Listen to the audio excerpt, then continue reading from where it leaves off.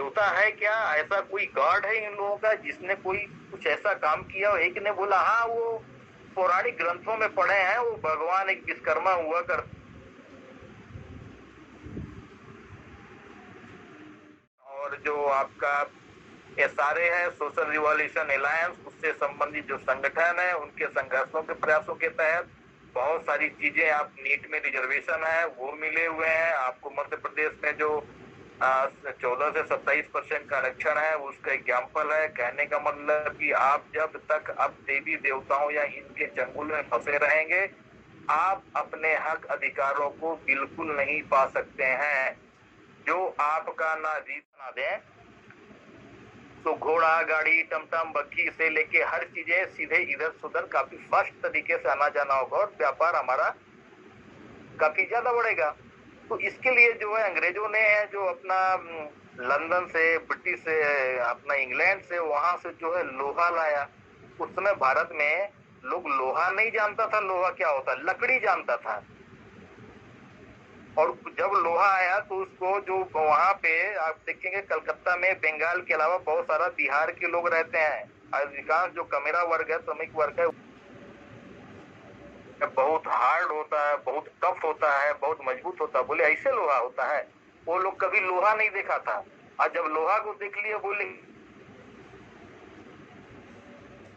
Hardware है, उसके दिमाग में एक सॉफ्टवेयर है।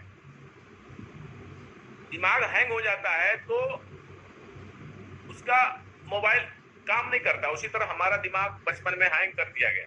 ये मम्मी है, डैडी है, गणेश है, हनुमान है, ईश्वर है, अल्लाह है, भैरो, गडरिया हो, धोपियो, पासियो, चमारो।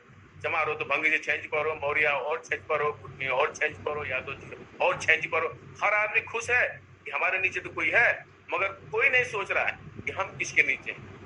हम वही लोग कर रहे हैं, धर्म में ऊंच नीच, ब्राह्मण के आगे सारे नीच। तो गर्व से कैसे कहें हम हिंदू हैं? लोगों को बता रहे हैं तो शूद्र, तुम बताओ लोगों को शूद्र हो। जब शूद्र बताएंगे ओबीसी को कि तुम शूद्र हो इस व्यवस्था में, क्योंकि शूद्र का काम गड़बड़ी दिखे तो दंगा भी करवाना। दंगा कौन करता है? तो कहने का मतलब यह है कि हम अंधविश्वास में इसलिए पड़े हैं कि हमें झूठ का दर्शन करा दिया गया, हमें कुछ पता नहीं, इसलिए हम बेसिकली कैटर दे रहे हैं। कैटर के बाद कैलेंडर बांट रहा है, वो जयंती मना रहा है, वो खुद आगे का कार्य कर रहा है, वो खुद अंतर्जातीय। मुंबई में तो मैं देख रहा हूँ डेली अंतर्जातीय शादियां हो रही हैं, सारे ओबीसी एससी एसटी मिलकर शादी कर रहे हैं। लोग कर रहे हैं क्योंकि वो शिक्षित हैं। गांव में लोग नहीं कर पा रहे हैं, थोड़ा सा करना चालू कर दिए। लेकिन पहले तो लोग लाठी उठा लेते थे क्योंकि बिल्कुल शिक्षा नहीं थी। शिवाजी मिश्रा में शादी कर रहा, मिश्रा दुबई में कर रहा, दुबई चौबे में कर रहा, चौबे माल्या में कर रहा, माल्या में कौजी में कर रहा, चटर्जी में कर रहा, चटर्जी बनर्जी में कर रहा, बनर्जी अग्निहोत्री में कर रहा, अग्निहोत्री भारद्वाज में कर रहा, भारद्वाज तेंदुलकर में कर रहा, तेंदुलकर शिरोडकर में कर रहा। और हमको बोल दिया तुम अहिर ओहिर में शादी करो। हमारा दिमाग पूरा हैंग कर दिया। एक ही गेहूं को बार बार खेत में बोएंगे, गेहूं होगा? सारे ब्राह्मण दिवाली सभा नहीं कर रहे हैं, मिश्रा सभा नहीं कर, दुबे सभा नहीं कर रहे हैं, सारे मिलकर ब्राह्मण सभा कर रहे हैं, सारे क्षत्रिय मिलकर क्षत्रिय सभा कर रहे हैं, सारे आपस में शादी कर रहे हैं, सारे वैश्य मिलकर वैश्य सभा कर रहे हैं। और शूद्र का एंटीना बता दिया। जिस गांव में आपने देखा होगा हवा बहती है और एंटीना घूम गया तो पिक्चर साफ नहीं आती, हमारा एंटीना पूरा घुमा दिया। तो हम लोगों का एंटीना बदल रहे हैं। एंटीना अपना सही करो। तुम हिंदू हो तो शूद्र हो, शूद्र हो तो तुम नीच हो।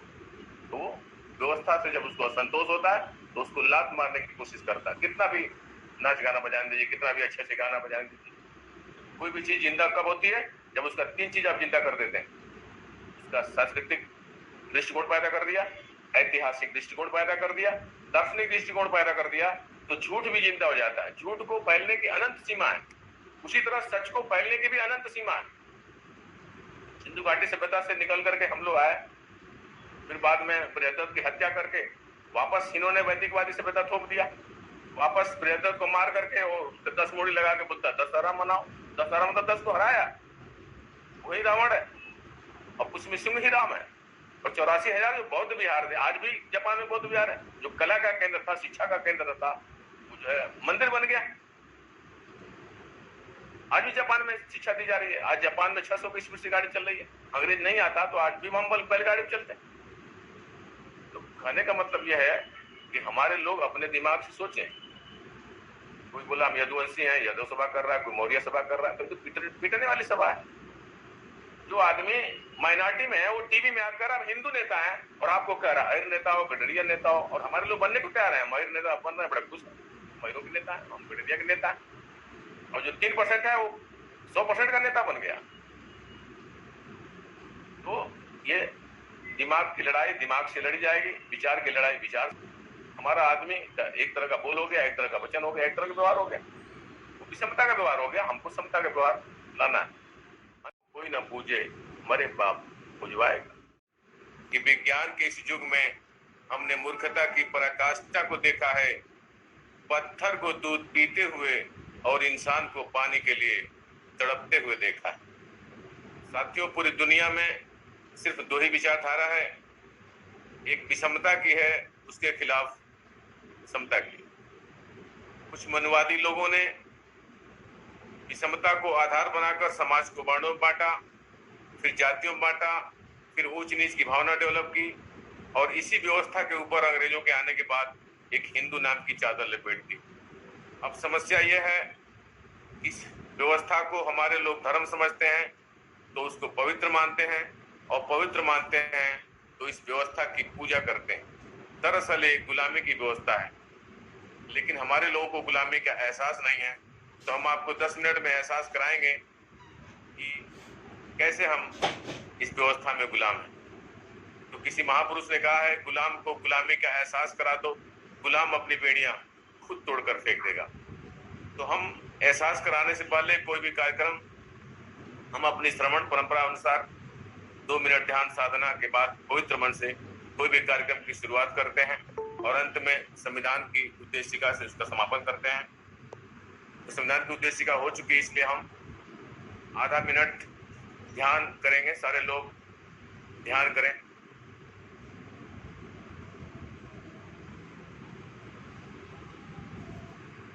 साथियों, जो 2 विचारधारा है, जहाँ विषमता है वहाँ नफरत है, जहाँ नफरत है वहाँ कलह है, जहाँ कलह है वहाँ औन्नति है, और जहाँ औन्नति है वहाँ हिंसा है, और जहाँ हिंसा है वहाँ विनाश। जहाँ विषमता है वहाँ प्रेम है, जहाँ प्रेम है वहाँ भाईचारा है, जहाँ भाईचारा है वहाँ उन्नति है, और जहाँ उन्नति है वहाँ शांति है, और जहाँ शांति है वहाँ युद्ध नहीं बुद्ध है। तो जो विषमता है इसमें ऊंच नीच है, और ब्राह्मण के आगे सारे नीच। यानी कि आप समझ सकते हैं कि एक व्यवस्था हमको नीच कहती है, ये व्यवस्था समझिए। इस व्यवस्था में सिर्फ ब्राह्मण आजाद है, बाकी सारे नीच हैं। यही धर्मतंत्र है। और उसके खिलाफ एक लोकतंत्र है जो कहता है सारे नागरिक समान है, जो हमको सम्मान देता है और स्कूल देता है। और ये संविधान हमको नीच कहता है, जो धर्म का संविधान है। तुम नीच हो और घंटा बजाओ। तो हमारे लोग को तय करना है।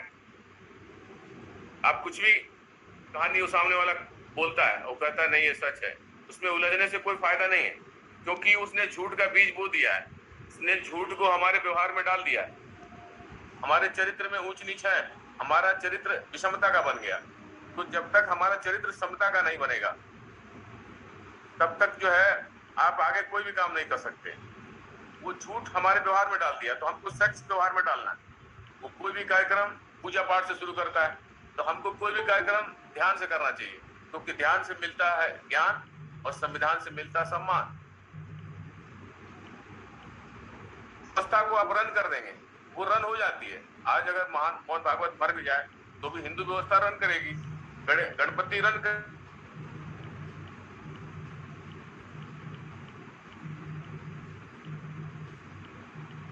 कर दिया तो आपकी व्यवस्था रन कर जाएगी, आपकी व्यवस्था फले फूलेगी। आप 29 राज्य के राज्यपाल बन जाएंगे, 29 राज्य मंत्री बन जाएंगे, 29 राज्य के जज बन जाएंगे, 29 राज्य के जो है मंदिर में 81 लाख करोड़ जो आ रहा है आपको मिल जाएगा। आपको मिल क्या रहा है? इतना बड़ा घंटा।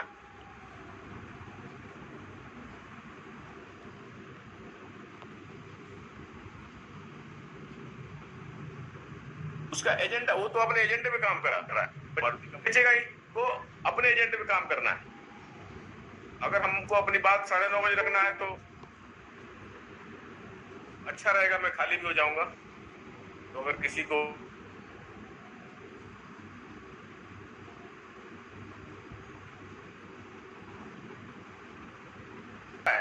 ये नफरत की व्यवस्था है, ये हमको नीच बनाती है, और नीच बनाती है तो अब कितना भी इसमें आनंद आता हो तो उसका कोई मतलब नहीं। हमारा निष्ठा करवाएगा और मेहनत से जो काम करेगा वो कभी इज्जत नहीं पाएगा, नहीं उससे भी डरवाएगा, शनि का प्रकोप दिखाकर जेल का भी सत्यानाश करवाएगा।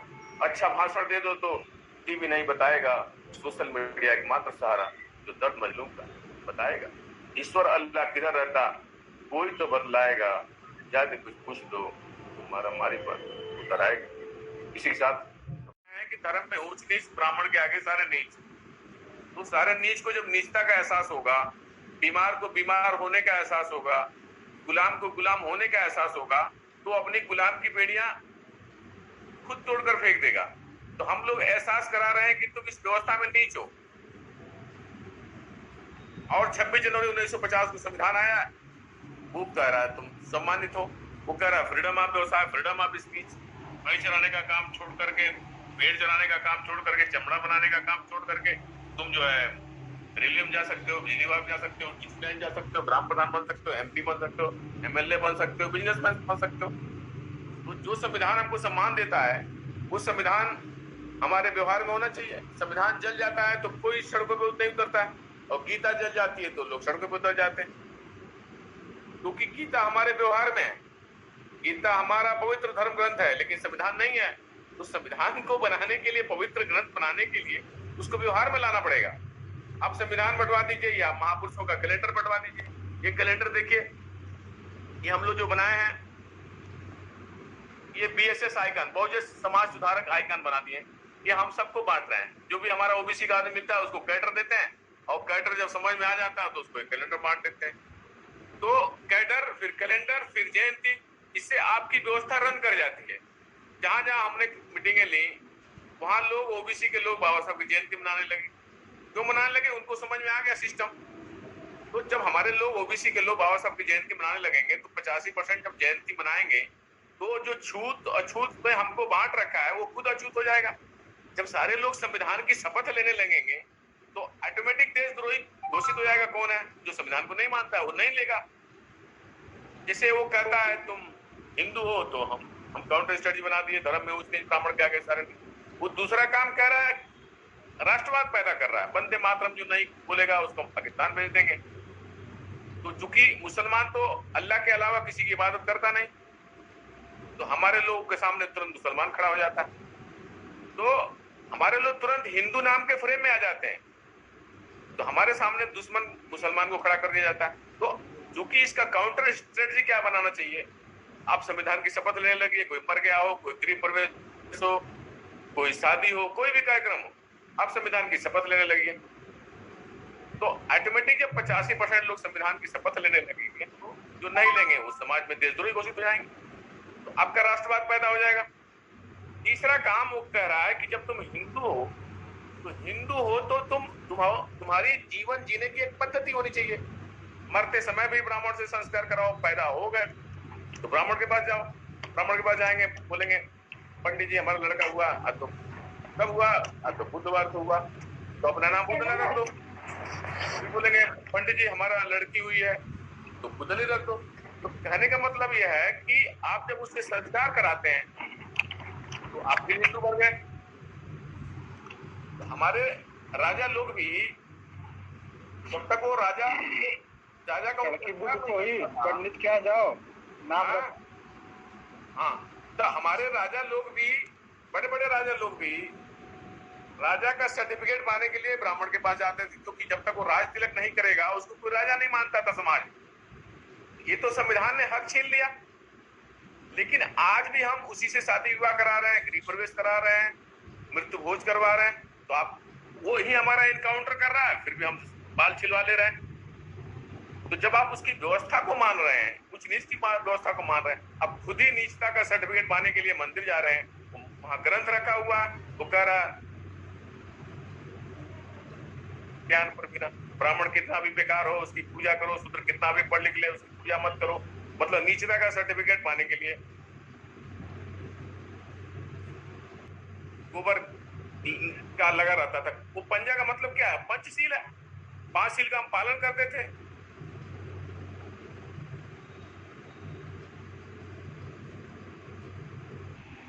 तीन काम वो कर रहा है तो 3 काम हम कर रहे हैं। उसकी जीवन जीने की पद्धति है तो हमारी जीवन जीने की पद्धति है। हम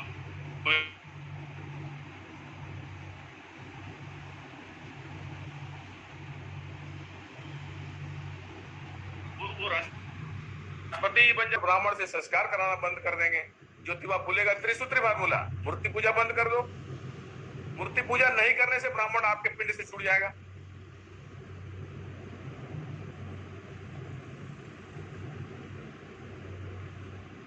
बोल रही है चलो आरती करने, झूठ के प्रतीक को जिंदा कर दिया। तो जैसे मैं रेलवे कॉलोनी में रहता था तो वहां एक पटेल जी हैं, उनकी औरत लेक्चरर है, उसने दिमाग लगाया, महिला दिवस पर सावित्रीबाई फुले का फोटो रख दिया। जब आपने सावित्रीबाई फुले का फोटो रख दिया तो किसी भी महिला की हिम्मत नहीं है उस फोटो को हटाने की। सारे लोगों को मजबूरन उस महिला के ऊपर चर्चा करना है कि ये महिला नहीं होती तो कोई महिलाएं आज पढ़ नहीं पाती। जब वो महिला पढ़ाने गई है तो लोगों ने कहा तुम पाप कर रही हो।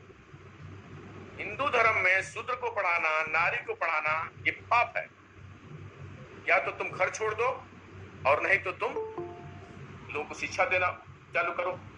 तो उसने घर छोड़ दिया और घर छोड़ दिया और जब पढ़ाने गई तो लोगों ने गोबर फेंका, टक्कर मारा, महाराष्ट्र में बोलते हैं कंकड़ पत्थर बोलते हैं, उसको टक्कर मारा। फिर भी वो अपने लक्ष्य से हटी नहीं। और लेकिन हमको बता दिया गया है, पढ़ा दिया गया है कि शिक्षा की देवी कौन है? सरस्वती है, जिसने स्कूल खोला ही नहीं, कॉलेज खोला ही नहीं। तो जब आप सामने दर्पण रखेंगे, उसको तोड़ फोड़ देंगे तो आपका फोटो टूटा फूटा आएगा। तो जब आपका इतिहास ही टूटा फूटा है तो आपका वर्तमान भी टूटा फूटा रहेगा, और वर्तमान टूटा फूटा है तो भविष्य भी टूटा फूटा रहेगा। तो बाबा साहब अम्बेडकर कहते हैं कि जो कौम अपना इतिहास नहीं जानती वो अपने वर्तमान का निर्माण नहीं कर सकती। तो हमने सावित्रीबाई फुले के ऊपर कविता बनाया कि दर्द मजलूम का सुनाएगा कौन, इनकी आवाज उठाएगा कौन, जब अखबार ही नोट छापने लगे तो वतन की हकीकत बताएगा।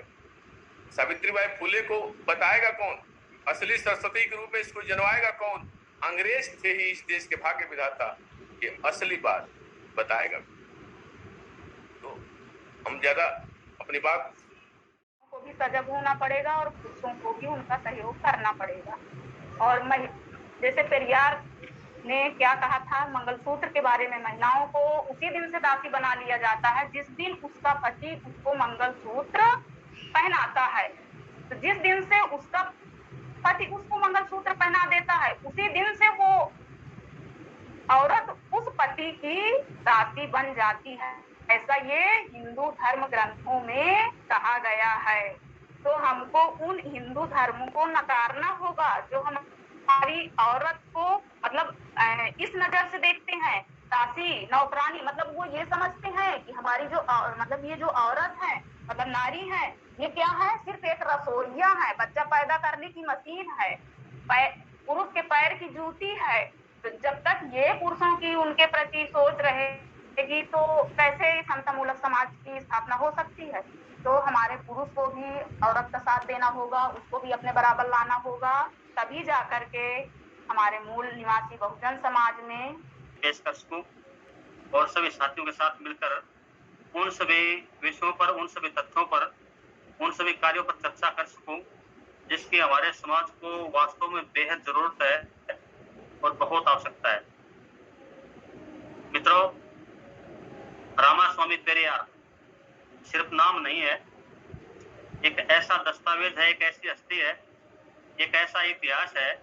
अगर हम उसको आधा भी पढ़ जाएं तो मेरे विचार से हम अपनी जिस व्यवस्था और क्रांति के लिए हम सब इकट्ठे होते हैं, बातें करते हैं, विचार करते हैं, उसमें हम लगभग सफल हो जाएंगे।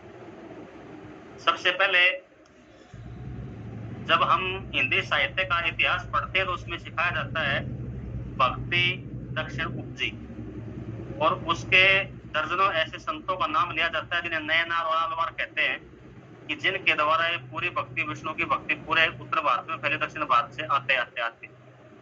लेकिन मैं इसके थोड़े से और एक दूसरे पक्ष में बोलना चाहता हूँ कि अगर भक्ति दक्षिण से उपजी है तो इस देश को वास्तविकता प्रदान करने वाली नास्तिकता भी दक्षिण से ही उपजी, और जिसके पुरोधा वास्तव में असल में रामास्वामी पेरियार जी हैं, जिन्होंने इस भक्ति को इस प्रकार से अपने विचारों, अपने दर्शन, अपने तर्क और अपने बुद्धि से ढक दिया कि जैसे इसका निकलना मुश्किल होने वाला है आगे चल के। ये कोई ऐसे नास्तिक नहीं थे जो किताबों में पढ़कर या किसी के साथ रहकर सीखे हों। ये तो सर ऐसे नास्तिक हैं जिन्होंने अपने अनुभव से सब कुछ सीखा है, जिन्होंने अपनी आंखों से हर वस्तु को देखा है, जिसने स्वयं उन चीजों को अपने ऊपर उपयोग करके आजमा कर इस देश को नास्तिकता और वास्तविकता सिखाई। किसी भी जीवन में घटने वाली घटना से हम सीख लेते हैं। किसी भी महापुरुष को अगर हम पढ़ेंगे तो उसके जीवन में घटने वाली घटनाओं से ही हम ये अंदाज लगाते हैं कि उन्होंने अपने इस जीवन को इस प्रकार का बनाने के लिए कितना संघर्ष किया है। और रामास्वामी पेरियार वाकई उन अनुभवों की खान है जिन अनुभवों की आज इस समय देश को सबसे ज्यादा जरूरत है।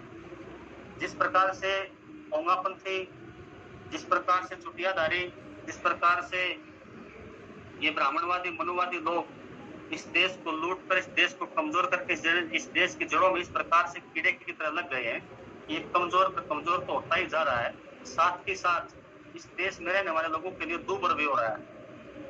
उस परिस्थिति से निपटने के लिए अगर हमें कोई शख्सियत बचा सकती है तो वो रामास्वामी पेरियार के विचार ही हैं इस समय। क्योंकि रामास्वामी पेरियार सिर्फ एक व्यक्ति नहीं है, वे एक ऐसी हस्ती है जिन्होंने तीन तरह से इस समाज को, इस देश को आगे बढ़ाने की एक प्रकार से परिपाटी दी है। सबसे पहला है तर्क। किसी भी चीज को मानने से पहले अगर हम उसके बारे में जान लेंगे तो ये निश्चित है कि हम किसी के प्रपंच में नहीं फंसेंगे। अगर हमारे पास तर्क है तो हम किसी भी धार्मिक बहकावे में नहीं आएंगे। अगर हमारे पास तर्क है तो हम किसी प्रकार के अंधविश्वास और मूर्खता में नहीं फंसेंगे। अगर हमारे पास तर्क है तो हम उस विचारधारा को अपनाएंगे जिसे आज हम वैज्ञानिक विचारधारा के नाम से जानते हैं, और जिसमें वैज्ञानिकता की सोच आ जाएगी, जिसमें तर्क की शक्ति आ जाएगी, जिसमें सोचने समझने की प्रबलता आ जाएगी, वो व्यक्ति फिर किसी के द्वारा ठगा नहीं जा सकता। सदियों से ठगी आ रही ये जनता, सदियों से ठगा आ रहा है ये समाज। अगर पेरियार को पढ़ेगा, पेरियार को जानेगा, उनकी बातों को, उसके दर्शन को समझेगा तो फिर किसी के बहकावे में, किसी गुलामी में नहीं फंसेगा। दूसरी बात जो मैं समझता हूं उन्होंने कही कि पूरे भारत क्या पूरा विश्व इस बात से पीड़ित है कि पितृसत्ता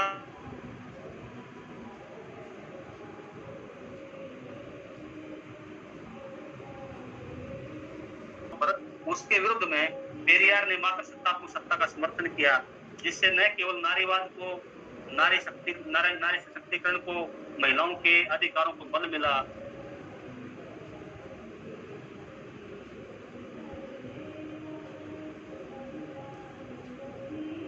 समाज को एक ऐसा आधार दिया जो सांस्कृतिक आधार, उसको हम कह सकते हैं। सांस्कृतिक आधार क्या है? संस्कृति क्या होती है? संस्कृति हमारे रहन सहन, हमारे चाल चलन, हमारे खाने पीने,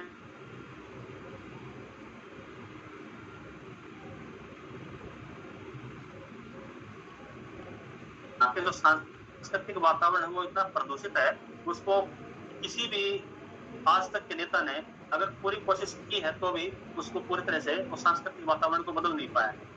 लेकिन दक्षिण में तमिलनाडु में जन्मे रामास्वामी पेरियार ने वहां के सांस्कृतिक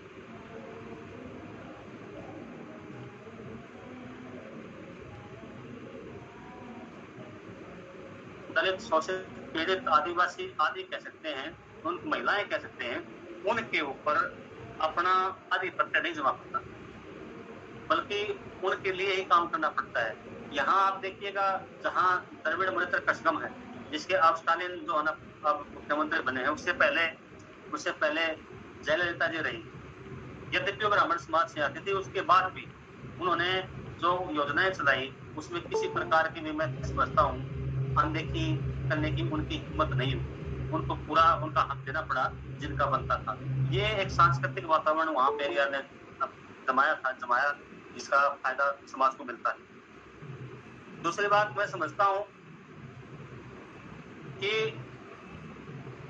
पेरियार स्वामी साम्यवाद और दलित चिंतन इन दोनों का मिला जुला मिश्रण थे।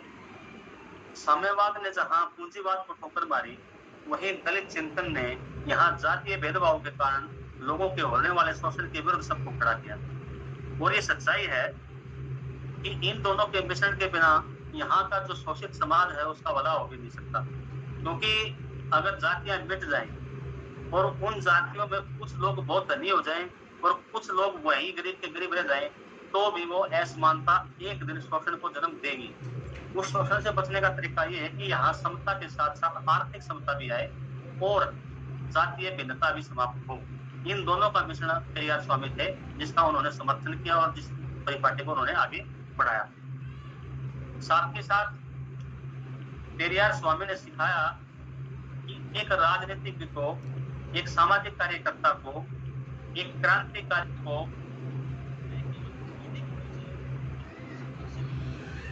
हेलो जी सर। अपने धर्म का वो अपनी छाया तक से करते हैं। लेकिन ये पेरियार स्वामी थे जिसने इस देश में सर्वशक्तिमान कहे जाने वाले देवताओं को चप्पलों से पीटा था और उसने दिखाया पब्लिक को, देखो कि इनमें किसी प्रकार की कोई शक्ति नहीं है और ये व्यक्ति केवल एक ऐसा लीडर व्यक्ति कर सकता है जो उस परम सत्ता से तो डरता ही नहीं है, क्योंकि वो तर्कवादी है। साथ ही साथ समाज में उठने वाले भूचाल से भी नहीं डरता है। उसने इतनी हिम्मत दिखाई और लोगों के अंदर ये साहस भरा कि आप इस चीज से बाहर निकलिए, तभी आपकी तरक्की हो सकती है। इनमें किसी प्रकार की कोई शक्ति, कोई पावर, कोई किसी प्रकार का आपके ऊपर प्रभाव डालने की क्षमता नहीं है, इनसे बाहर आइए।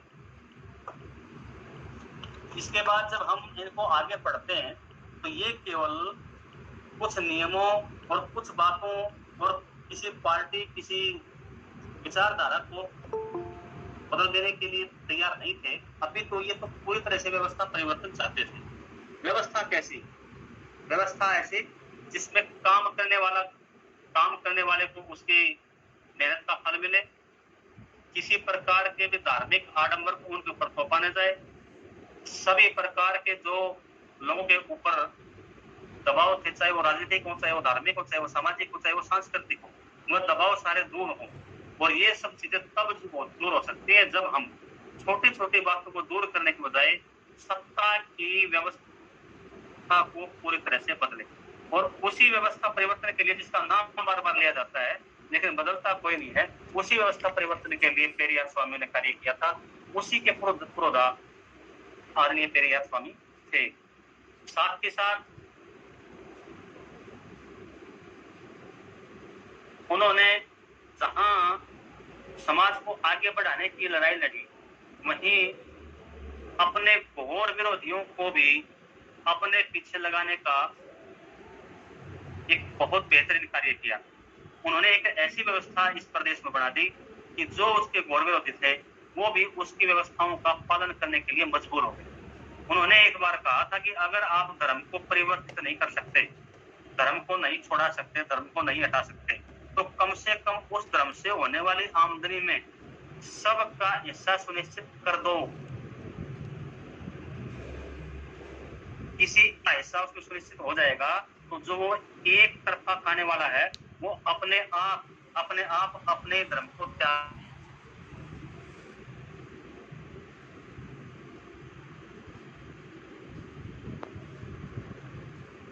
चयन में भी आरक्षण की व्यवस्था लागू कर दी। हम तो चाहते हैं कि पूरे देश में ऐसा हो, या तो मंदिर तोड़े जाएं या उसमें सभी का हिस्सा बराबर का समाहित हो, अन्यथा मंदिर नहीं रहे। ईश्वर के नाम पर, दूसरे शास्त्रों के नाम पर और तीसरी जातियों के नाम पर।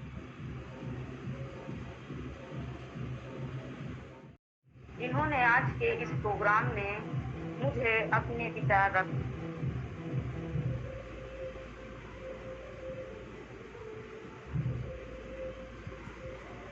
तक पेरियार, जिन्हें एशिया का सुकरात भी कहा जाता है, के इतिहास, संघर्ष और उनके अनसुने पहलुओं पर हम आज चर्चा करेंगे।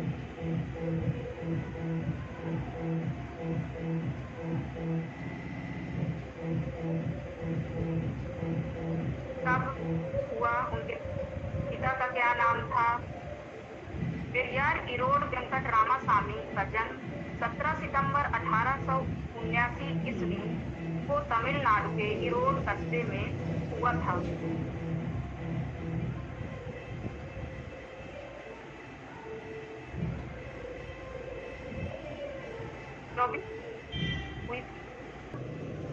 चित्रा थयम्मल था, जिन्हें लोग मुथम्मल भी कहते थे। पेरियार की शादी 19 वर्ष की उम्र में 13 साल की नगम्मल से हुई थी। इसके बाद मैं ये बताना चाहूंगी कि जब पेरियार 25 वर्ष की आयु के थे, उस समय पेरियार काशी आए हुए थे और उसी समय वहां पर तमिलनाडु के एक द्रविड़ व्यापारी के द्वारा बनवाए गए एक धर्मशाला में उन्हें अपमानित करके उस धर्मशाला से बाहर निकाल दिया गया था। उसी समय उस धर्मशाला के बाहर पेरियार भूख से तड़प रहे थे और उस धर्मशाला के बाहर पड़े उन ब्राह्मणों के जूठे पत्तलों से उनने अपनी भूख मिटाई और उस जूठे पत्तल को कुत्ते भी खा रहे थे।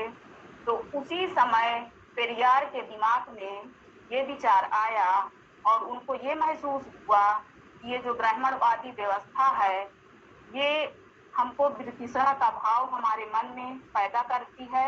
और उसी समय वो जाति व्यवस्था के आलोचनात्मक दृष्टि का विकास उनमें हुआ और उन्होंने ठान लिया कि वे जातिवादी दंभ के खिलाफ निरंतर संघर्ष करते रहेंगे। उसी समय पेरियार, जिन्होंने आर्य श्रेष्ठता और ब्राह्मणवाद, वर्ण व्यवस्था, जाति व्यवस्था, स्त्री शोषण, इन सबको उनने चुनौती दी। पेरियार इरोड वेंकट रामास्वामी एक ऐसे व्यक्तित्व रहे हैं जिन्होंने आर्य श्रेष्ठता, ब्राह्मणवाद और वर्ण जाति व्यवस्था के खिलाफ निरंतर संघर्ष किया और यहाँ तक कि उनने तमिलनाडु में ब्राह्मणों के वर्चस्व को तो काफी हद तक तोड़ दिया। उत्तर भारत में आज भी वर्चस्व कायम है। इसे तोड़ने के लिए पेरियार के विचारों को हमें अपनाना होगा, तभी हम अपने मूल निवासी समाज से ब्राह्मणवादी व्यवस्था को हटा सकते हैं और हमारे मूल निवासी समाज में समता मूलक समाज की स्थापना होगी। पेरियार ने उन्हीं दिनों अनिश्वरवादी नारों का प्रचलन किया था। उनके क्या नारे थे? उनने कहा, ईश्वर नहीं है, नहीं है, नहीं है। जिसने ईश्वर का विकास किया वह मूर्ख है, जिसने ईश्वर का प्रचार किया वह दुष्ट है, जो ईश्वर की पूजा करता है वह असभ्य है। ये उस समय के उन दिनों अनिश्वरवादी नारों का इनने प्रचलन किया और उसमें इनने ईश्वर की निंदा की और कहा कि ईश्वर को हमें नहीं मानना चाहिए। हम ये जो ब्राह्मणवादी व्यवस्था है वो ब्राह्मणवादी व्यवस्था ईश्वर जैसे पोषक शब्दों से ही जाति व्यवस्था भी बनाए हुए है, तो हमको इसको तोड़ना है। और पेरियार ने यहाँ तक कहा कि कुछ चीजों में सुधार नहीं हो सकता, उन्हें केवल नष्ट किया जा सकता है। वैसे ही आर्य ब्राह्मण और उनका ब्राह्मणी धर्म है। पेरियार ने कहा कि यदि तुम्हें नाग और ब्राह्मण दोनों एक साथ अगर मिल जाएं, तो तुम्हें पहले ब्राह्मण का बंदोबस्त करना है, ना कि सांप का, क्योंकि सांप के काटने से इंसान मरता है, सिर्फ एक बार मरता है और सांप के काटने से उसका इलाज भी संभव हो सकता है। लेकिन अगर ब्राह्मण आपको काटता है तो वो पीढ़ी दर पीढ़ी आपको नष्ट करता रहेगा और आप के समाज में ब्राह्मणवादी व्यवस्था चलती रहेगी। तो इस तरह से पेरियार जो है अपने बहुजन समाज के लिए बहुत सारे प्रयास किए और हमें भी उन प्रयासों को अपनाना चाहिए, जिससे हमारे इस मूल निवासी बहुजन समाज में जो हमारे मूल निवासी हैं उनके दिमाग में जो है ब्राह्मणवादी व्यवस्था के प्रति ज्ञान की भावना जागृत हो और वो ब्राह्मणवाद का खात्मा कर सकें। तो ये जो पेरियार है, इन्होंने जाति व्यवस्था का भी बहुत घोर विरोध किया था और इन्होंने नारी शोध किया।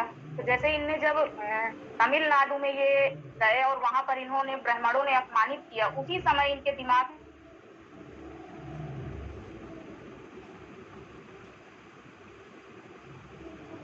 तक हमारे समाज का कुछ भी नहीं हो सकता। तो उस समय पेरियार की नजर में जाति के पूरी तरह से विनाश के लिए इसे पोषित करने वाले जो तत्व थे, जैसे ईश्वर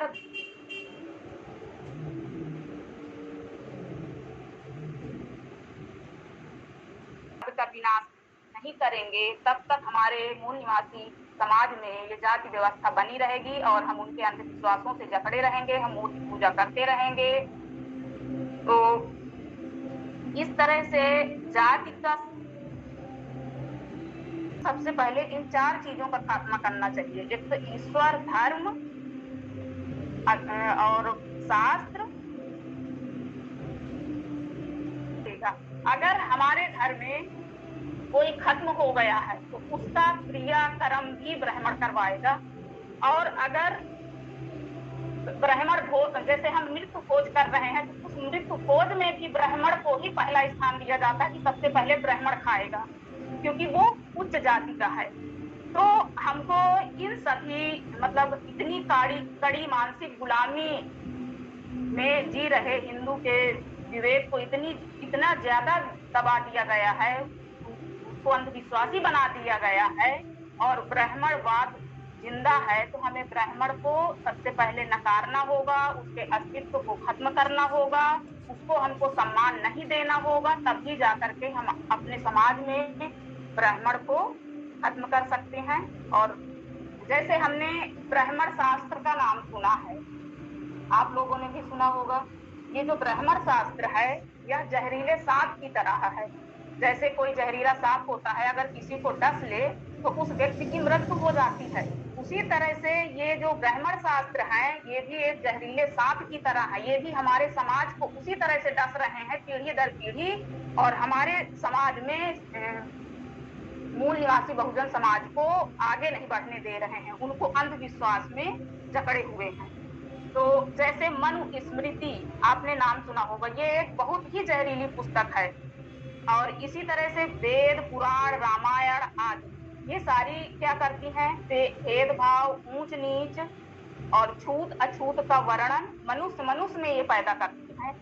इसी तरह से आपने सुना होगा जो ये ब्रह्मा है, आप सभी लोग जानते होंगे ब्रह्मा का नाम, जिसको कहते हैं कि भगवान है।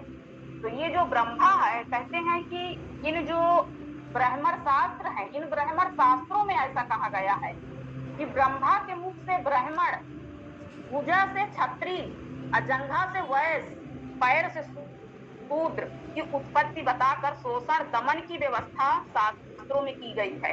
हिंदू शास्त्रों में स्त्री को गिरवी रखा जा सकता है, बेचा जा सकता है और उसे उधार भी दिया जा सकता। ऐसी गंदी सोच रखने वाले इन ब्राह्मण शास्त्रों को हमारे मूल निवासी बहुजन समाज के लोग उनको पढ़ते हैं, अपने घरों में महाभारत, रामायण, भगवत गीता, ये सारे चीजें जो है करवाते हैं। तो इन सब को जब तक हम नहीं नकारेंगे तब तक हमारे मूल निवासी समाज को इन अंधविश्वासों से, ब्राह्मणवाद से छुटकारा नहीं मिलेगा।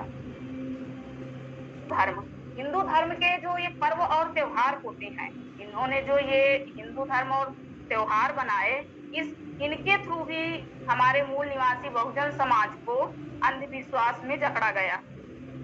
जैसे आपने देखा हो, सुना होगा जो ये आर्य हैं, आर्यों के द्वारा इस देश के मूल निवासी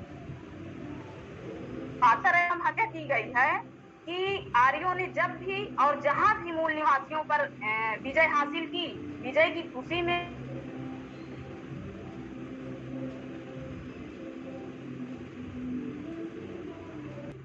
तो हमें त्योहारों को नहीं मनाना चाहिए। जो भी त्योहार है, दीपावली, दशहरा, नवरात्रि, कोई भी त्योहार हमें नहीं मनाना चाहिए, क्योंकि ये सारे त्योहार मूल निवास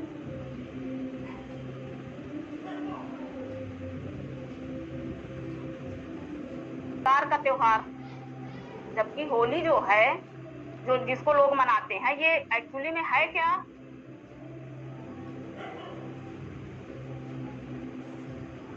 हमारे हिंदू धर्म में होली के दिन शराब,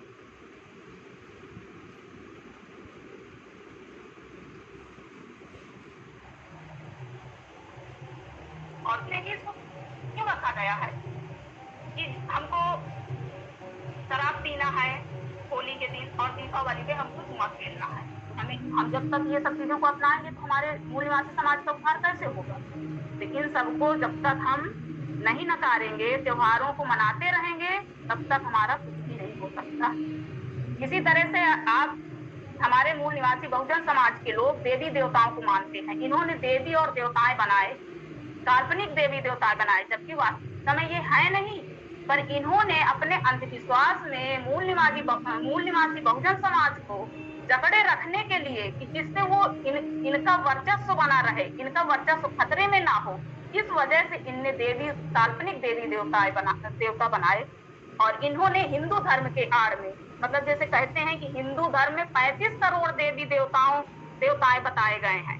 पाप, पुण्य, जन्म, मरण, स्वर्ग, नरक, पुनर्जन्म, अगले जन्म का भय बताकर ये काल्पनिक देवी देवताओं की पूजा आराधना भी करवाते हैं हमसे, और उन्हीं पूजा आराधनाओं के नाम पर ये हमसे पैसे भी ठगते हैं। और हमारे मूल निवासी बहुजन समाज की जो महिलाएं हैं, सबसे ज्यादा वो इन सब चीजों को अपनाती हैं, सबसे ज्यादा वही अंधविश्वासी बनी हुई है।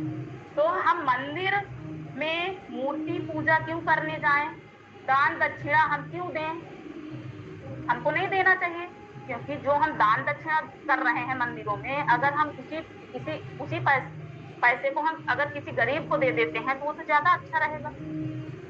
जो उस मंदिर में वो ब्राह्मण बैठा हुआ है, वो सुख सुविधा से ऐश कर रहा है और हम उसको पैसे देते जा रहे हैं। देश के लिए खतरा होता है। राष्ट्रवादी इंसान को होना चाहिए, लेकिन इस प्रकार का राष्ट्रवादी नहीं होना चाहिए कि वो सारे जनता के हितों को इस राष्ट्र के नाम पर खुद ही लूट कर ले जाए। पेरियार स्वामी इसीलिए कहते थे कि अंध राष्ट्रवाद इस देश के खतरा है, क्योंकि इससे व्यक्ति पूजा को बढ़ावा मिलता है। और व्यक्ति पूजा यूं समझ लीजिए वही ब्राह्मणी सत्ता का एक तंत्र है जो हम सबको उनके जाल में फंसाने के लिए तैयार रहता है। साथ ही साथ मैं अब इस चर्चा में एक छोटी चर्चा और करना चाहता हूँ कि संतराम बीए जब लाहौर में जात पात तोड़क मंडल के द्वारा इस देश से जाति प्रथा को खत्म करने का एक बृहत प्रयास कर रहे थे, और उसी प्रयास में डॉक्टर अंबेडकर का भाषण भी होना था, जो बाद में उस फंक्शन को रद्द होने के बाद एनिहिलेशन ऑफ कास्ट, जाति भेद का उच्छेद नाम से वो भाषण छपा, जिसका सबसे पहला प्रकाशक संतराम बीए ही था। उसी क्रम में इनकी मुलाकात आदरणीय पेरियार से भी हुई, क्योंकि संतराम बीए उत्तर भारत से आते थे और हिंदी के प्रबल समर्थक थे। उसी प्रकार से पेरियार स्वामी दक्षिण भारत से आते थे, वो हिंदी के समर्थक नहीं थे, हिंदी के विरोधी थे। दोनों की अपनी अपनी जगह इच्छाएं अपना दम रखती हैं, सच्चाई रखती हैं, अच्छाई रखती हैं। पेरियार स्वामी से उन्होंने पूछा कि जी आप हिंदू धर्म से नकार क्यों करते हैं? आप तो हिंदू धर्म में पैदा हुए, हिंदू धर्म में आपके माता पिता थे, ऐसी क्या बला आ गई कि जो आप हिंदू धर्म को नकार रहे? तो पेरियार स्वामी ने कहा कि जो धर्म हमें नीच ठहराता है, जो धर्म हमें नीच ठहराता है, हम उस धर्म को बदल तो नहीं सकते, लेकिन कम से कम लात तो मार सकते हैं। ये बात संतराम बीए ने उनकी सुनी और माना कि आप सही कह रहे हैं। फिर उन्होंने पूछा कि जी आप हिंदी की आलोचना क्यों करते हैं? वो कहते हैं कि हिंदी की आलोचना हम इसलिए करते हैं क्योंकि हिंदी में ही हमें नीच ठहराने वाले ग्रंथों की रचना की गई, इसलिए हमें जहां जिन पुस्तकों में हमारे बारे में छोटी बातें लिखी गई हैं, बुरी बातें लिखी गई हैं, इसलिए उस भाषा को हम क्या करेंगे, हमें क्या जरूरत उस भाषा की। और तीसरी बात उन्होंने कही कि आप दक्षिण भारत से यहाँ उत्तर भारत में आते हैं, तो क्या आपको लगता है कि यहाँ परिवर्तन होगा? आप अपने क्षेत्र में क्यों नहीं कार्य करते? उन्होंने कहा कि पूरा राष्ट्र एक है, नीचे से लेकर ऊपर तक, जब यहाँ से भक्ति जा सकती है तो हम क्यों न यहाँ से एक ऐसी वास्तविकता लेकर जाएं जिससे पूरे राष्ट्र का निर्माण हो। भक्ति ने इस देश को गुलाम बनाया और वास्तविकता इस देश को आजाद बनाएगी, तो ऐसा प्रयास मुझे क्यों नहीं करना चाहिए। और मुझे खुशी है कि देश के महान व्यक्तित्व, महान विचारक आपस में मिले, उनके वार्तालाप हुए और उनकी आपस में बहुत अच्छी बनती है। तो मित्रों, आदरणीय पेरियार स्वामी पर बोलना तो मेरे जैसे व्यक्ति के लिए तो बिल्कुल छोटे से टिमटिमाते दीपक की वाली बात ही है। मैं इतना बोल पाया। आदरणीय जी, बहुत बहुत आभार, बहुत बहुत धन्यवाद सर। आप सभी पहलुओं को छुए हैं सर। आपका वक्तव्य बहुत अच्छा रहा, हम लोगों को प्रेरणा का बहुत बड़ा स्रोत हुआ और उनके संघर्ष, उनके अनसुने पहलू सब पे आप प्रकाश डालें। बहुत बहुत आभार, बहुत बहुत धन्यवाद। अभी हमारे बीच उपस्थित हैं ओबीसी महासभा के कोर कमेटी सदस्य जो कि डॉक्टर पुष्पराज सिंह सर। उनको कलेक्टर साहब से कुछ मीटिंग है तो बोले कि हमारा थोड़ा सा मैं अपनी बात रखना चाह रहा हूं, तो सर को हम लोग बीच में पैनल के अलावा भी समय देना चाह रहे हैं। और तो मैं चाह रहा हूं कि परम आदरणीय डॉक्टर पुष्पराज सिंह सर का हार्दिक स्वागत है, आएँ और हम लोगों को विचार से अवगत कराएं और जो आज हमारा पाखंडवाद के और इतिहास, संघर्ष, अनसुने पहलू सब पर प्रकाश डालें। सर का स्वागत।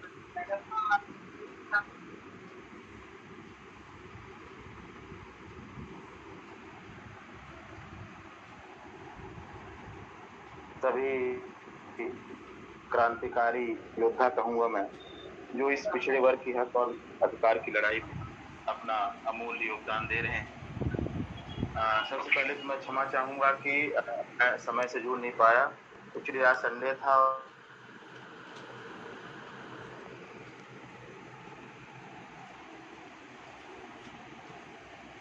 मैं सुन नहीं पाया, अभी हमारे कमर किशोर सर को सुना था। तो बात यह है कि जो आज का टॉपिक है और जो ये श्रृंखला हमारी महीनों से चली आ रही है कि ओबीसी समाज के में जो जन्मे महापुरुष हैं, उन लोगों ने क्या संघर्ष किया और उनको संघर्षों के बाद हमने क्या पाया। तो अगर आपसे ज्यादा नहीं, केवल 10 साल पीछे की स्थिति को देखें, मैं पूरे 70 साल पे नहीं जाऊंगा या 5000 साल तक। हमारा गौतम से लेकर फुले जी से लेके पेरियार जी का जिन पर आज अपना कार्यक्रम है उनको लेकर के, और अपने साहू जी महाराज हों, चाहे जितने भी हमारे महापुरुष, इन पर मैं नहीं जाऊंगा।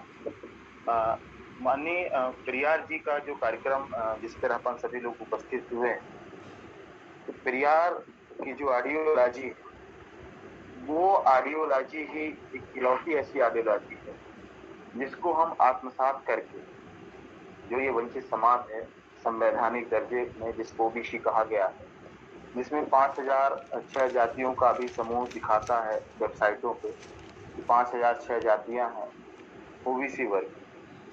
तो ओबीसी समाज के में अभी देखा जाए तो हम कितने आर्थिक रूप से मजबूत हुए, कितने हम सामाजिक रूप से मजबूत हुए, कितने राजनीतिक रूप से मजबूत हुए, कितने शैक्षणिक रूप से मजबूत हुए। इस विचारधारा को पूरे देश के अंदर सबसे पहले अगर कोई पटल पर रखा है तो वो है हमारे पेरियार साहब। और पेरियार का दर्शन, चूंकि हम लोग मध्य भारत और उत्तर भारत के लोग हैं, यहाँ तक नहीं पहुँच पाया, उसका सिर्फ एक कारण है कि हम हिंदी भाषी थे और हिंदी भाषी नहीं। अभी हमारे पूर्ववक्ता बोल रहे थे कमल किशोर, चूंकि हिंदी के जो साहित्य है उसी में सबसे ज्यादा बंटवारे की बात है, ऊंच नीच, छुआछूत, भेदभाव की बात है। तो इस पर जोर दिया था हमारे पेरियार साहब ने। तो मैं ये कहना चाहूँगा कि जो पेरियार साहब ने जो बीड़ा उठाया था, ये हम सबकी जिम्मेवारी है कि उन्होंने जो अभी तक किया, आज हमने उस पर कितना किया, हम अपने परिवार पे उसका कितना अनुसरण कर पाए हैं, उसको हमको आत्मसात करने की आवश्यकता है, मंथन करने की आवश्यकता है, विचार करने की आवश्यकता है।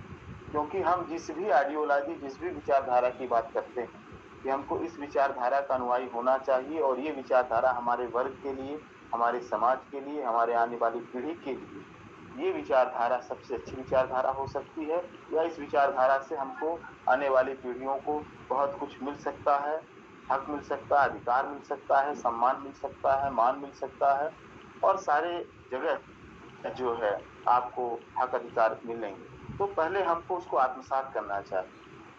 पेरियार जी ने जो कहा था कि धर्म के बारे में, जो उन्होंने कहा था साहित्यों के बारे में, जो कहा था धर्म ग्रंथों के बारे में, उनको हमको समझने की आवश्यकता है।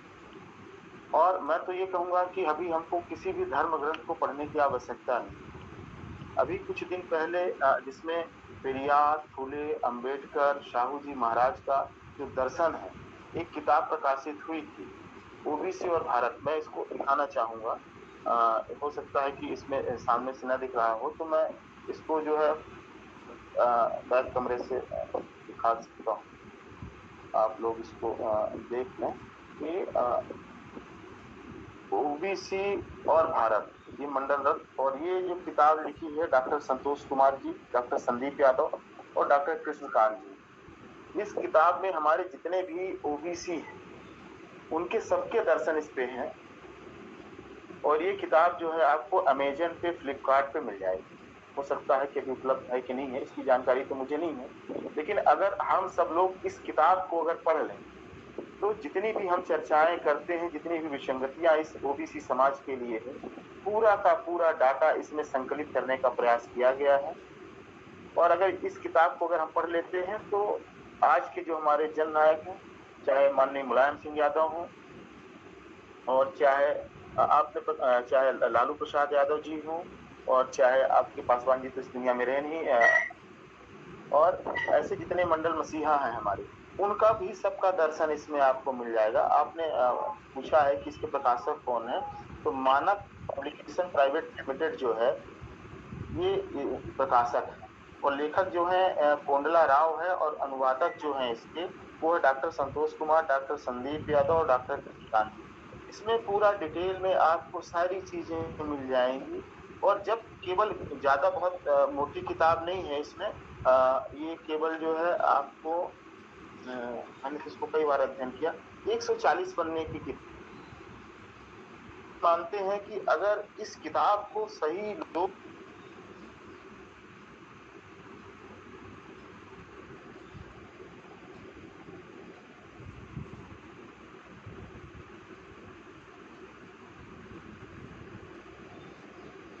छात्र वर्ग आज इस मुद्दे के लिए लड़ाई लड़ रहा है, जो हमारे महापुरुषों की विचारधारा थी उसके लिए लड़ाई लड़ रहा है, और इसको जब तक आप प्राप्त कर नहीं कर पाएंगे, जब तक इसको ले नहीं पाएंगे, तब तक आपकी लड़ाई बिल्कुल अधूरी रह जाएगी, हमको कुछ मिलने वाला नहीं। तो हम आपसे सिर्फ एक ही निवेदन करते हैं, जो आप क्योंकि हमको जो मार्गदर्शन दे रहे हैं माननीय मंडल मसीहा शरद यादव जी खुद हमको मार्गदर्शित कर रहे हैं, माननीय छगन भुजबल जी हमको मार्गदर्शित कर रहे हैं, हमको एमके स्टालिन जी हमको पूरा सहयोग प्रदान कर रहे हैं, और अभी पाटीदार आंदोलन के लिए जो लड़ाई लड़ रहे थे आपके हार्दिक पटेल जी, वो भी पूरा सहयोग कर रहे हैं। तो एक मूवमेंट खड़ा हो गया है, इस मूवमेंट को हमको बहुत आगे तक ले जाने की आवश्यकता है, और इस मुद्दे को अगर हम जीत गए, अपने ओबीसी की जातिगत जनगणना का मुद्दा जीत गए, तो 50% की लड़ाई हम यहीं पर जीत जाएंगे। क्योंकि जिस दिन हमारी जाति का आंकड़ा सामने आ जाएगा, उस दिन आपको पता चल जाएगा कि हम 65% हैं कि 70% हैं कि 50% हैं कि 55% हैं। उस दिन हमारी लड़ाई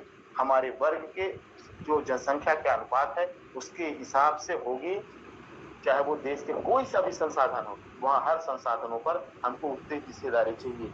मीडिया हो, पॉलिटिक्स हो, शिक्षा हो, स्वास्थ्य हो, सिनेमा हो, ऐसा कोई सेक्टर नहीं है, चाहे ठेकेदारी हो, कुछ भी ऐसा कोई सेक्टर नहीं है जहाँ पे हमको हमारी हिस्सेदारी नहीं मिलेगी। पर हम सबको जो हमारे इन महापुरुषों ने सिखाया है, इस पर चलने के अलावा हमारे पास कोई रास्ता नहीं मिला है और ना ही रहेगा। और ऐसा गोल्डन चांस हम सब के लिए दोबारा नहीं लौटेगा, क्योंकि आप देख लीजिए कि आज जब से ओबीसी का मुद्दा छाया है, तो तो सारे राष्ट्रीय पार्टियां हो, क्षेत्रीय पार्टियां हो, कोई परशुराम की मूर्ति लगा रहा था, कोई ब्राह्मण सम्मेलन कर रहा था, कोई ब्राह्मण मुख्यमंत्री कर रहा था। आज सारे के सारे के पूरी आइडियोलॉजी, पूरी विचारधारा ओबीसी समाज के आगे ध्वस्त हो गई है। चाहे उन्होंने पुतले ही खड़े किए हो, लेकिन पुतले ही बनाए हो, नाम के लिए बनाया हो। परिवार में बदले। और दूसरी चीज, मैं अब जो तेरही होती है ना, तेरही का जो पैसा लगता है उस पैसे, और एक लाइब्रेरी बनाऊं, लाइब्रेरी हो जहां अखबार और दुनिया का सामाजिक विषय से संबंधित, सामाजिक विषय का मतलब कि जिससे जागरूकता आती है, उन विषयों को रखा जाए और गांव में चौपाल जैसा बने, एक माहौल बने, तभी ये सब चीजें दूर होंगी। जैसे सभी लोग तो मंच पे कह दे रहे हैं कि ये होगा वो होगा। पहला तो ये है कि महिलाएं, अभी तीज थी और तीज पे हमारे भी घर में, मैं कहता हूँ लेकिन सुनती नहीं है, हमारे भी घर में अभी गणेश जी की पूजा करा दी, तीज रख ली। हम तो उन लोगों को चिढ़ाने के लिए कहता हूँ कि अच्छा जैसे फल मिल जा रहा है, मिठाई, दूध, एक दिन काम बच जा रहा है करने के लिए। तो कहने का मतलब कि हम त्योहारों को भी बंद करें, और पैसा, जितने लोग नौकरी कर रहे हैं लगभग सभी लोगों को पहले भी कहा था, पहले जब बोला था तो, और भी आज भी कहा, और तेरही बंद कर दी जाए। शादियां हो तो सामान्य तौर पर अम्बेडकर बहुत ही मानवतावादी, तर्कवादी और प्रखर बुद्धिवादी, अनीश्वरवादी रामास्वामी नायकर साहब के पर चर्चा होने वाली है, और हो रही। सभी महानुभावों ने अपने विचार रखे हैं। ऐसे महापुरुष को मैं नमन और वंदन करता हूं। सभी सम्मानित वक्तागणों ने बहुत कुछ बता दिया है। मैं चर्चा में आप सभी साथियों से इतना ही कहना चाहूंगा कि सबसे पहले तो हम आप सब अपने घर से शुरुआत करें, और जिन लोगों ने, चतुर लोगों ने, मैं यहाँ किसी का नाम नहीं लूंगा, समझदार सब बौद्धिक लोग जुड़े हैं चर्चा में, जिन पाखंडी और पापियों ने हमारे आपके पुरखों, हमारे आपके महापुरुषों को सदैव अपमानित किया, वर्ण व्यवस्था में हम सबको अछूत बताया, जिन लोगों ने यह मनगढ़ंत कहानी रची कि फलाने ब्रह्मा के मुंह से टपके और दूसरे उसकी ब्रह्मा की भुजाओं से टपक पड़े, तीसरे लोग ब्रह्मा के होड़ी से टपके, और जो भी जीवी समाज है देश का वो ब्रह्मा के नीचे से टपक पड़े।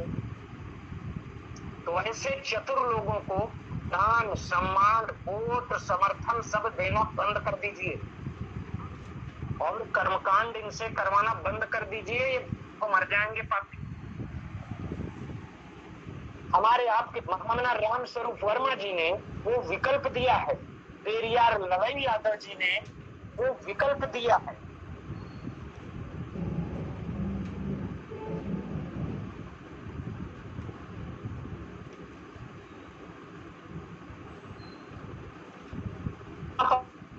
लंबा प्रवचन छोड़ दे, इसके बाद अभी चर्चा समाप्त होने के बाद बत्ती अगरबत्ती सुलगाएं अपने बेडरूम में काल्पनिक कार्टूनों के आगे। दोहरा रवैया नहीं चलेगा, एक रवैया आप पकड़िए, या महापुरुषों के विचारों पर पकड़िए।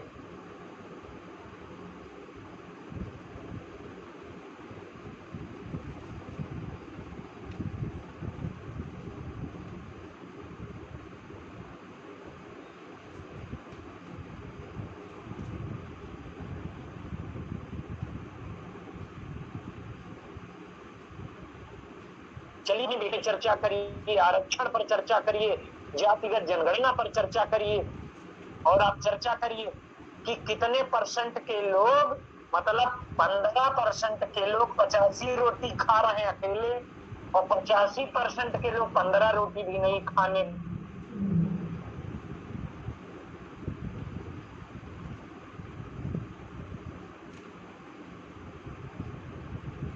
के संविधान के अनुच्छेद 15(4), 16(4), 340 में 340 के तहत अन्य पिछड़ा वर्ग में आता है, जिसमें OBC, SC, ST and converted minority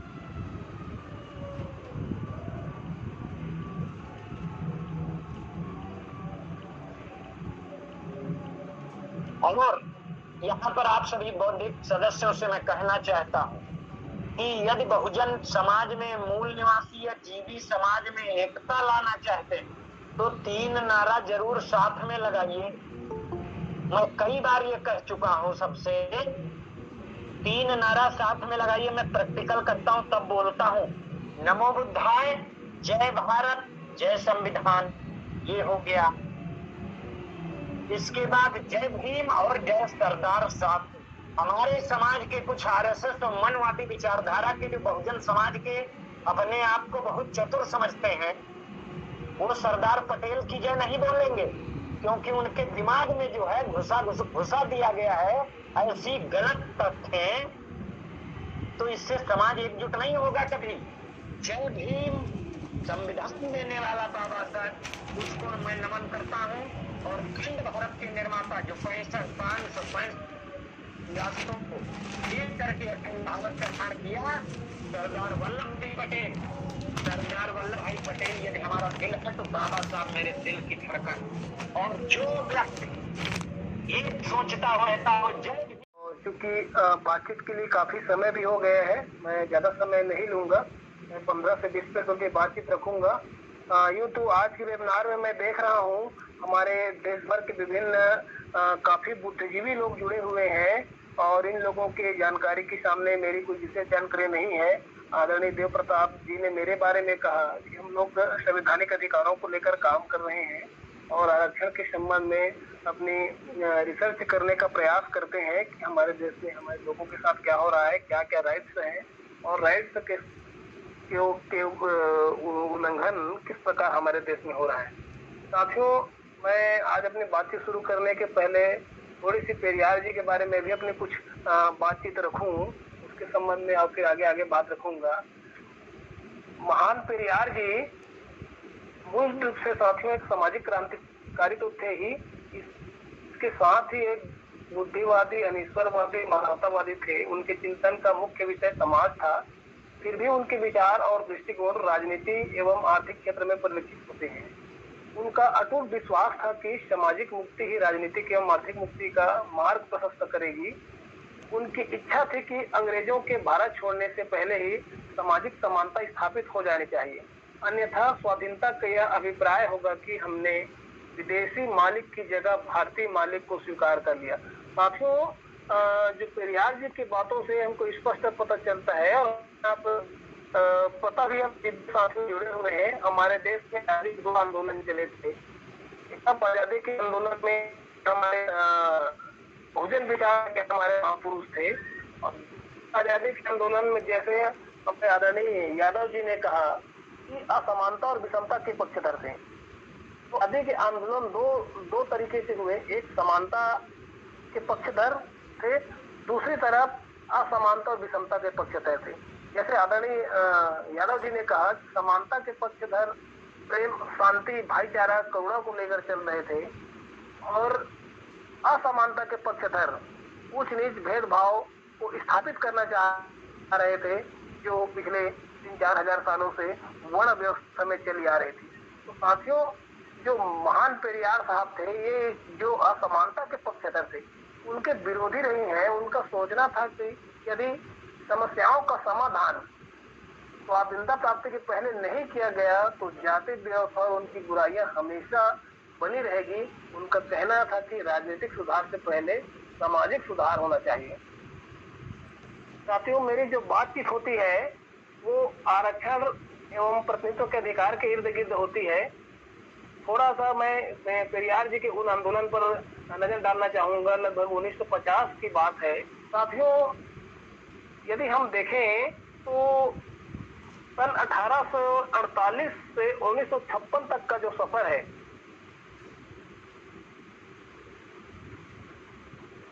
सामाजिक परिवर्तन कहाँ मना, ज्योतिबा फुले, छत्रपति साहू जी महाराज, महान पेरियार, बाबा साहब अम्बेडकर, नानक चंद्रचूड़, जिसे द्वारा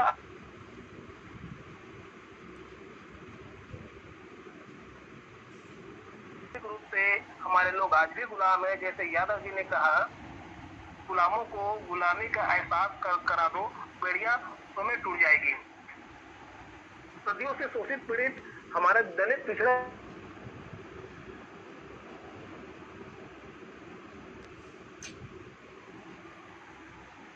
की संख्या के अनुसार प्रतिनिधित्व नाम मिले तो भोजन सदैव और उत्कृष्ट नेतृत्व देने होंगे। साथियों, आरक्षण पर बवाल करने वाले देश के जो विकसित जो देखना चाहते हैं, तो भोजनों को मेरिट नहीं अपने और अपने पूर्वजों के भूल सुधार करें तथा अमेरिका के अफर्मेटिव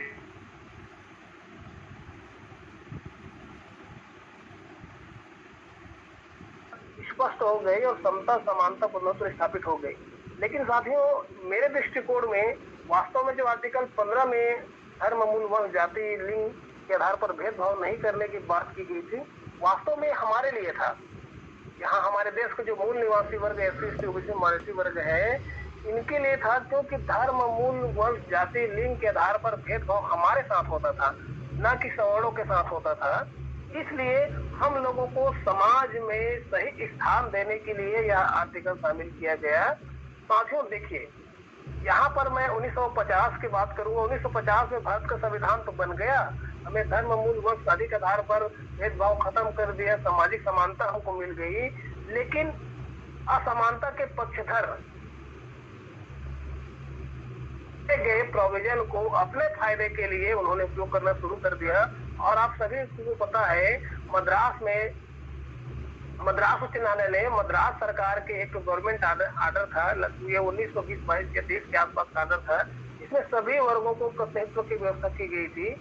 इसको मद्रास हाई कोर्ट में चंपक दुराईराजन नाम की महिला ने इसको चुनौती दिया था और यह जो गवर्नमेंट आर्डर था, इसको मौलिक अधिकारों के विरुद्ध माना और इस तरीके से जो कम्युनल रिजर्वेशन था वहां मद्रास में खत्म हो गया था। साथियों, इसके विरोध में महान रामा पेरियार स्वामी ने सर्वोच्च न्यायालय के निर्णय के विरोध में विशाल आंदोलन चलाया था। साथियों, मैं थोड़ा सा यहाँ स्पष्ट कर दूं, मद्रास हाई कोर्ट के आदेश को सुप्रीम कोर्ट में जब चैलेंज किया गया तो सुप्रीम कोर्ट ने भी उस आदेश को स्टैंड किया और एक प्रकार से कहा जाए 1951 में ही हमारे प्रतिनिधित्व का अधिकार खत्म हो गया था। इसके विरोध में पेरियार रामास्वामी जी ने विशाल आंदोलन चलाया था और इसके संबंध में पहला संविधान संशोधन 1951 में हुआ, जिसका विरोध आज जो जिसको हम तथाकथित एक पार्टी बोलते हैं, जो भगवा विचारधारा के साथ चलती है, वर्ण व्यवस्था के आधार पर चलती है, असमानता के लिए चलती है, उनके जो प्रवर्तक रहे हैं, जनसंघ के संस्थापक रहे हैं श्यामा प्रसाद मुखर्जी ने इस बिल का कड़ा विरोध किया था और बाबा साहब अम्बेडकर के दलील के आगे किसी की नहीं चली और अंततः संविधान में पहला संशोधन 1951 को हुआ और आर्टिकल 15 और 16 में जो विचार की बात करते हैं वो अस्तित्व में आया। साथियों, आर्टिकल 15 जो 4 है, इसमें सामाजिक और शैक्षिक रूप से पिछड़ों को उन्नति के लिए प्रतिनिधित्व देने के लिए अनुसूचित जाति जनजाति को प्रतिनिधित्व देने की व्यवस्था की बात करता है। यह एक्चुअल में 1951 में आया और जिस प्रकार से हम लोगों को विशेष प्रतिनिधित्व की बात की गई थी 1950 में खत्म हो गई थी।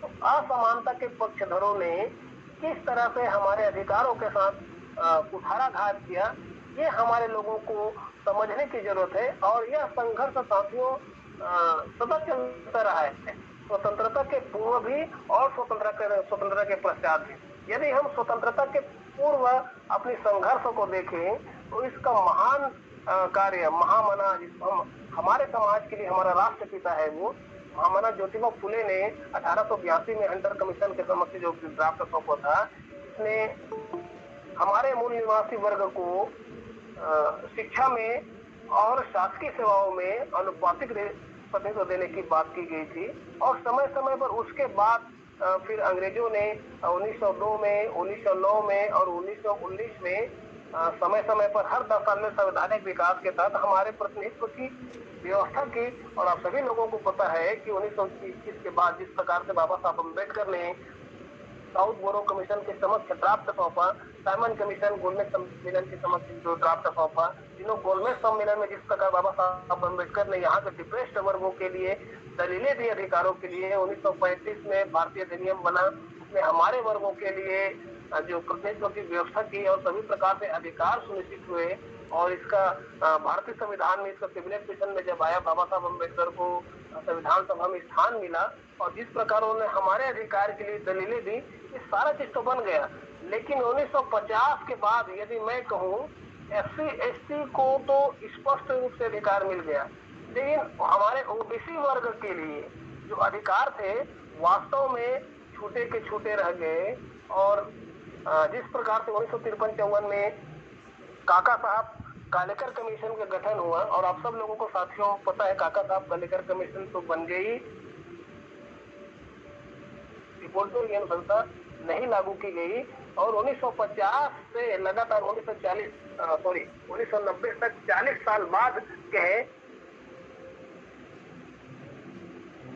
से प्रतिनिधित्व का संघर्ष आजादी के पहले और आजादी के बाद चला और यह संघर्ष अब भी कायम है।